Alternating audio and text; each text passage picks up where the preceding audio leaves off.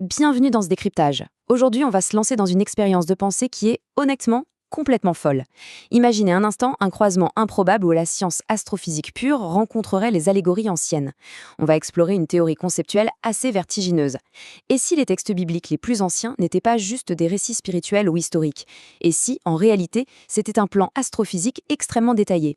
Un véritable manuel décrivant étape par étape la transformation d'une planète géante gazeuse, Neptune, en un second soleil.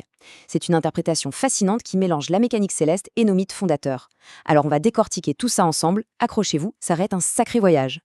Alors, reprenons tout depuis le début. Les tout premiers mots de la Genèse parlent de l'abîme. En hébreu ancien, ce mot, c'est théom, et ça désigne la profondeur des eaux glaciales. Dans notre lentille cosmique d'aujourd'hui, cet abîme n'est pas juste une métaphore terrestre un peu vague. C'est une description littérale, presque glaçante, du vide spatial.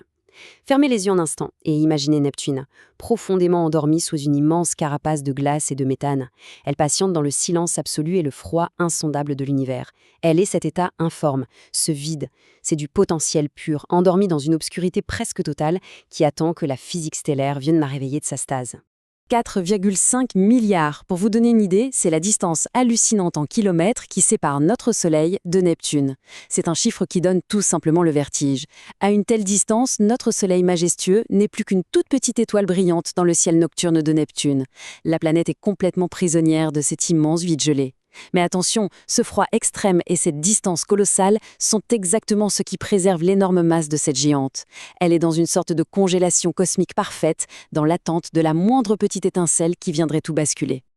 Ok, plongeons-nous là-dedans. On connaît tous l'histoire du Jardin d'Éden, n'est-ce pas? Eh bien, ici, elle prend une dimension planétaire absolument stupéfiante. L'arbre de vie, dans cette lecture, c'est notre Soleil actuel. Il est stable, il est généreux, il nourrit la vie en continu. Et juste en face, l'arbre de la connaissance du bien et du mal, c'est Neptune, l'étoile en devenir. Sous cet angle, l'interdit de toucher à ce deuxième arbre n'a rien à voir avec la mort humaine telle qu'on l'entend. C'est un avertissement sur une métamorphose radicale. Toucher à ce fruit, c'est en fait déclencher un changement de régime stellaire tellement puissant qu'il va reconfigurer l'intégralité de notre système solaire. Ce qui nous amène à notre première grande étape, l'étoile cachée et l'étincelle. On va voir comment l'Ancien Testament semble cartographier la physique matérielle et l'accumulation d'énergie, bref, tout ce qu'il faut pour allumer une étoile. Prenez l'histoire d'Esther, par exemple. C'est fascinant parce que son nom vient de la racine Ishtar, qui signifie littéralement « l'étoile ». Dans le texte, Esther cache sa véritable identité dans le palais du roi jusqu'au tout dernier moment. Et c'est exactement ce qu'a fait Neptune. C'est une planète dont l'existence a été prouvée par de purs calculs mathématiques bien avant qu'on ne l'observe dans un télescope en 1846. Elle était là, cachée dans le grand palais du ciel. À l'inverse, on a la reine déchue, Vashti. Elle représente notre lune, majestueuse, régnant sur la nuit, mais au fond, c'est un astre froid, un simple miroir incapable de générer la moindre chaleur par lui-même.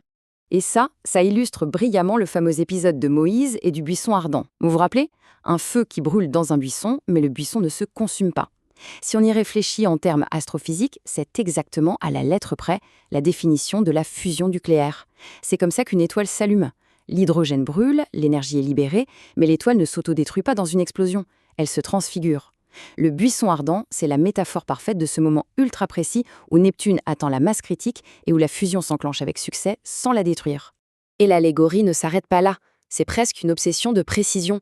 La plus grande lune de Neptune, Triton, a une petite particularité astrophysique. Son orbite est rétrograde, ça veut dire qu'elle tourne à l'envers par rapport à la rotation de sa planète.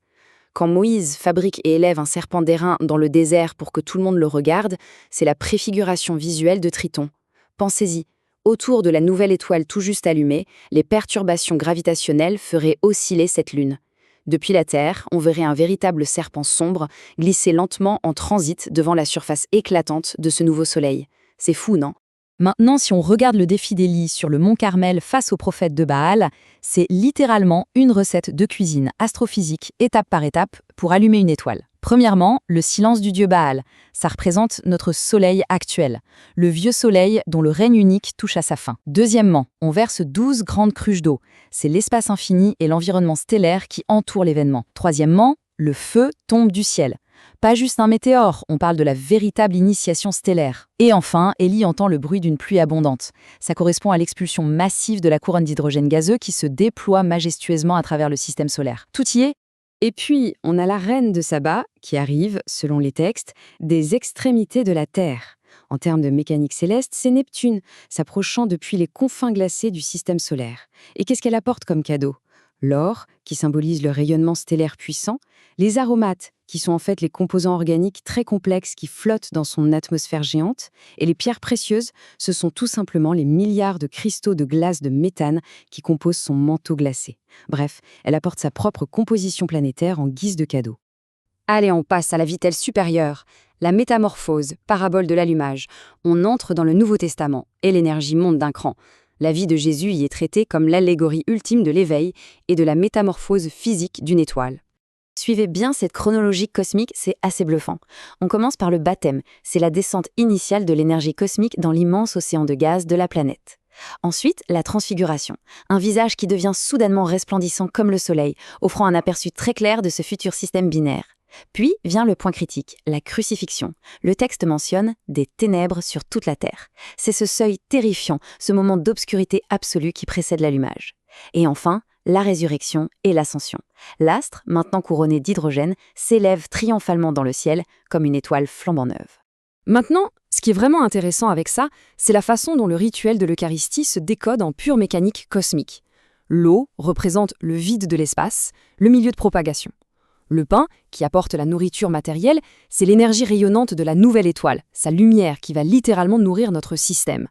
Et le vin, symbole de joie et de profonde transformation, devient la métaphore parfaite de la fusion nucléaire elle-même.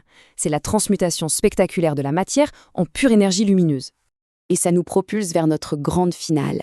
Le nouveau cosmos, l'apocalypse binaire. Le livre de l'Apocalypse comme l'établissement d'une nouvelle danse gravitationnelle sans fin. Alors attention, il faut vraiment redéfinir un mot qu'on utilise tout le temps. Quand on dit apocalypse, on pense fin du monde, feu, destruction, n'est-ce pas? Eh bien, en grec ancien, apocalypsis veut dire littéralement le dévoilement. C'est le moment exact, magique, où ce qui était caché est enfin révélé. Ce n'est absolument pas la destruction de notre univers, mais plutôt la révélation magnifique et littérale d'un système solaire binaire. C'est l'apparition d'un second soleil dans notre ciel nocturne, dévoilé à tous dans une lumière éclatante. Avançons un peu pour voir comment tout ça se met en place dans les cieux. L'Apocalypse parle de 2 témoins. Dans cette théorie, ces 2 témoins sont nos 2 soleils. Ils partagent le même ciel pour témoigner de cette toute nouvelle configuration cosmique. Le texte dit que du feu sort de leur bouche pour repousser leurs ennemis. Traduit en astrophysique, ce sont les puissants vents solaires des 2 étoiles.